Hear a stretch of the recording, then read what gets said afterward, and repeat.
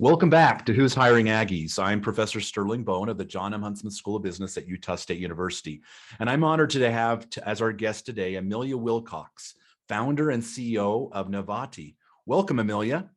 Thanks, Sterling. I'm excited to be here. Excited to be talking to Aggies. Yeah, we're super excited to have you here as well. And let's jump right in, Amelia. Tell us a little bit about Nivati and kind of how your journey has brought you to Nivati today. Awesome. Yeah. So I'll tell you what we do. So Nivati is an employee mental health and wellness platform. So we work with companies and we provide access to mental health tools, ways to manage their stress level, their physical well-being, financial well-being. It's really all inclusive. And so companies will contract with us to provide those tools for their employees. And that's everything from like talking to a live licensed counselor over Zoom to, doing a pre-recorded meditation, talking to a chat bot, whatever it is that you need to help manage your own mental health and well-being, we've got it. So employers will provide that for their employees. And then in return to the company, we share data. They have a dashboard. They can see how their employee well-being scores are changing, see their utilization anytime. And so really, we're making the world a better place, but we're also helping companies with employee retention because it's just so hard to keep employees. People are just burning out right now. So we're like the perfect solution for that. Well, and then go ahead.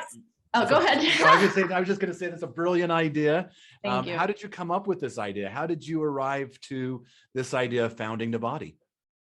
Yeah, so it's kind of a twisty path that wasn't super direct from point A to point B, but I started a company called Incorporate Massage in 2010, grew that company to 6 million in revenue. We were on the Inc. 5000 in 2019 and 2020. Started, taking on funding in 2018 and growing, really became a very strong brand in the technology enabled services, selling B2B into companies to provide massage for their employees. So we did that for a while and then COVID hit and we basically went to zero in 10 days. So, the whole world just shut down. They were not bringing people into the office to work. So for sure, we weren't doing massages in the office. And we couldn't even pivot into like a direct to consumer model or anything. Like there was very limited options. We looked at everything we could think of, from Amazon delivery drivers, utilizing our massage therapists in that way to, doing dog walking or, what else can we do? So we basically just tried everything we could think of to try and bridge the gap thinking, well, COVID's only going to last a couple months. How are we going to generate revenue in the meantime?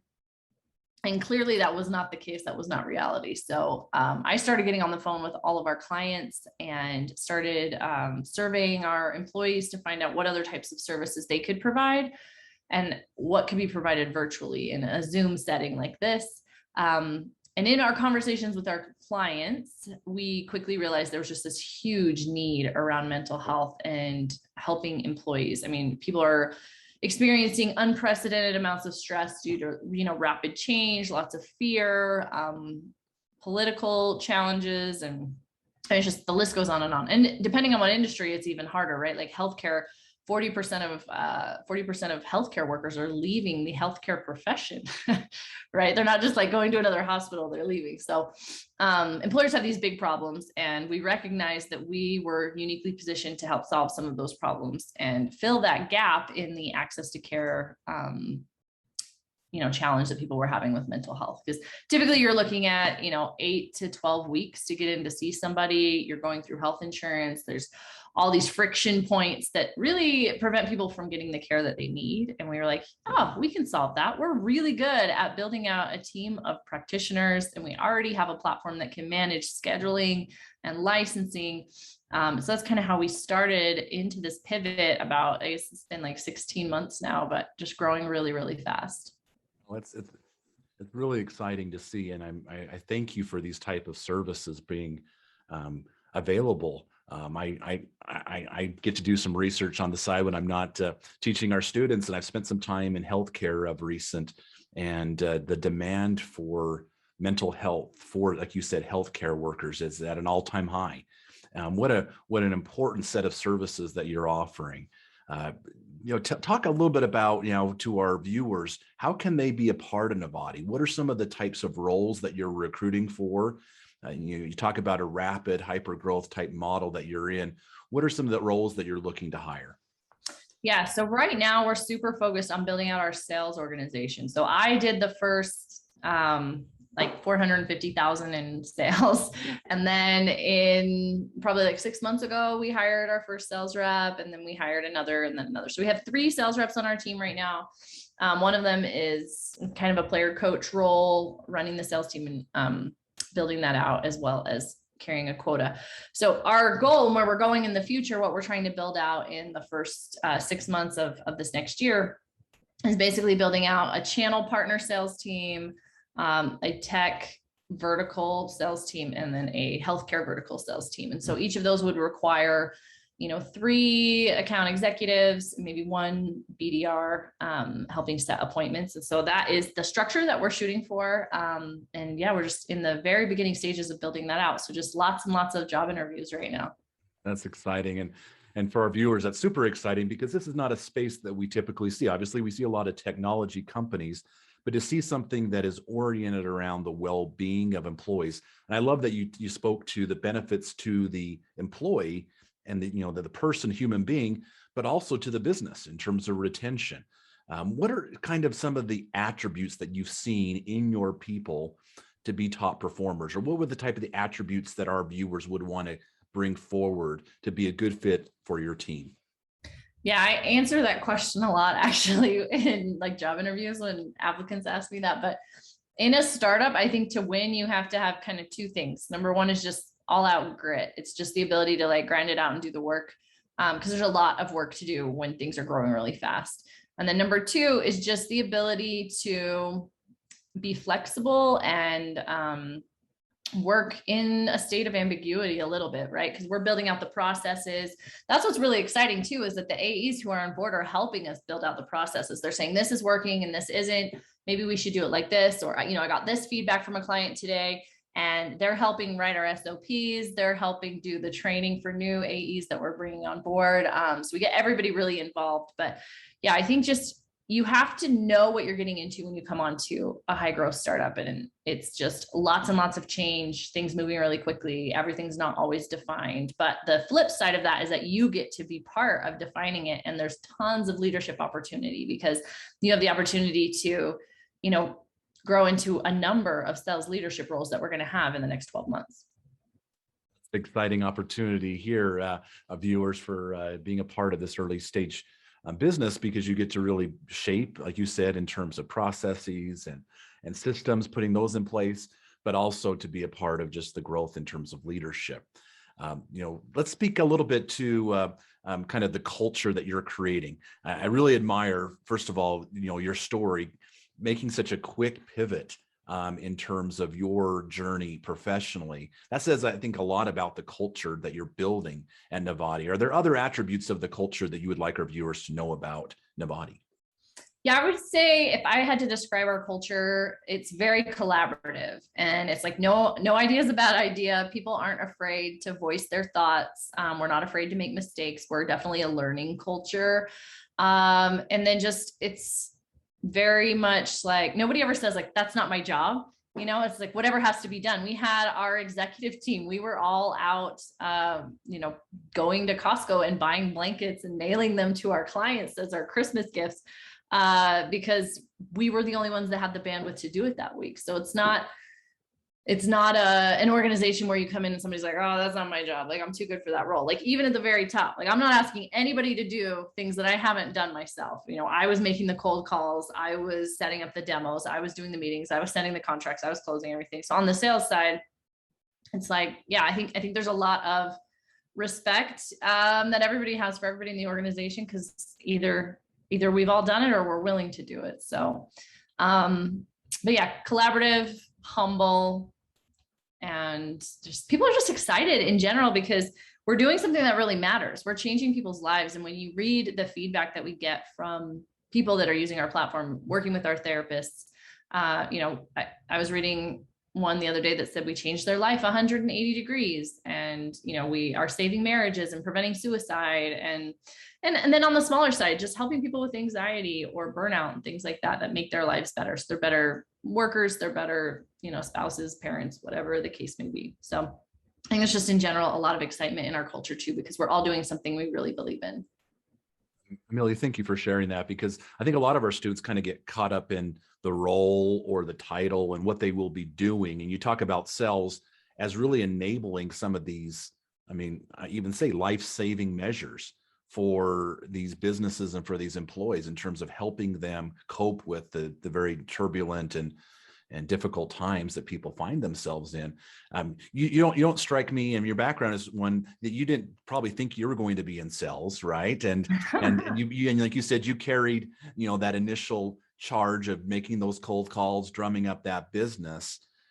This should be a refreshing opportunity for our viewers, because they may not be quote unquote sales only oriented, but as they are engaging in this solution, this providing this opportunity for business, this is something that they can, feel above and beyond just a role. Tell me from your vantage point, sales, right? Sales gets stigmatized, it gets stereotyped, right? And a lot of our students may say, I never want to do sales. Why should they consider doing sales at Nivati? So the way I look at sales is it's really providing value. It's helping people, right? So you're not trying to sell people something that they don't need. You're trying to help them uncover their pain, their challenges, however you want to call it. And then you're showing them that you have a solution that'll work for them. That's proven. We have data showing that it's done really well for these other organizations and for their employees. We're not asking people to try and sell them some widget that they may not want. And I think when people think of what a salesperson is, that's the image they conjure up, is like, used car salesman trying to like trick people, or somebody trying to sell you something door to door that you don't need. And that's different. I think the people on our team understand that everyone can benefit from therapy and everyone can improve their mental health and everyone has needs. And so when you really believe that, it's a lot easier to sell that, because you're really just thinking like, how can I help these people? How can I help these HR people help their people, and make them look like a superstar? So when we're, in our sales process, we're doing a lot of sales enablement, where it's like, how many high value touch points can we provide with a client? Some of these sales cycles, we're an enterprise and B2B sales. So some of the sales cycles may last 4 or 5 months before we actually have a signed contract. So how do you stay in front of that customer and keep providing value? And that's the mindset that we're in. We're like, what else could we do that could really help them? Just this week, we decided we were going to put together some special mental health workshops just for HR people. And we're going to invite the people that we are in, the contract stages with, where we haven't got signature yet, but we want to provide more value. So just showing them, that gives them like a taste of what we're doing. It's going to give them real tools they can implement in their workplaces. And it sets us up as the experts in the space, because they're seeing what we know and what we're capable of. So yeah, our sales team, we have just like piles and piles of these non-sales touch points, where we're like, hey, this blog was just released this week. It's all on calculating the ROI of your mental health program. Or, hey, we just built this manager training handbook that will give you the tools that you need to teach your own managers how to help their employees with their mental health. So that is how we sell. We lead with value first, and we find ways to help people. And if they're not in a position that they can buy, they don't have budget now, then we give them access to the free resources, right? Everything I learned on the sales side, I learned from HubSpot. And one of my board members is an executive over there and was like employee number 6. And so he's done a really good job of teaching us to lead with value first. Love that. And that should be refreshing to our students as you look at different opportunities. Here's an opportunity in a body that really understands sales as a service, in terms of really providing that service that, sometimes we talk business to business, but really it's human to human, right? Type interaction as you're interacting with your prospects and opportunities here. So Amelia, this is outstanding. I know our students can be super excited. Let's talk a little bit in the particulars. Could we have a far-reaching kind of geographic base of our alumni and students? Do they need to be in Utah to work at Nivati, or how are you operating within the remote working environment? Yeah, so we've actually always been a remote team before COVID made it cool and trendy. Still a remote team. We are hiring. We've got sales rep. I think one of our sales reps is in Tennessee. Someone in California. But yeah, most of our executive team is here in Utah. So I think it's fun if they live here in Utah, because then it's like we do team, hikes and can go to dinner, and there's just the opportunities. Like a lot of our Utah employees have come to my house and just like worked with me in my home office for the day. And you miss out on some of those opportunities when you're out of state, but there is no requirement to be in state. We don't have a virtual office, or we don't have an office. So you're still working virtually from home every day for your normal day to day.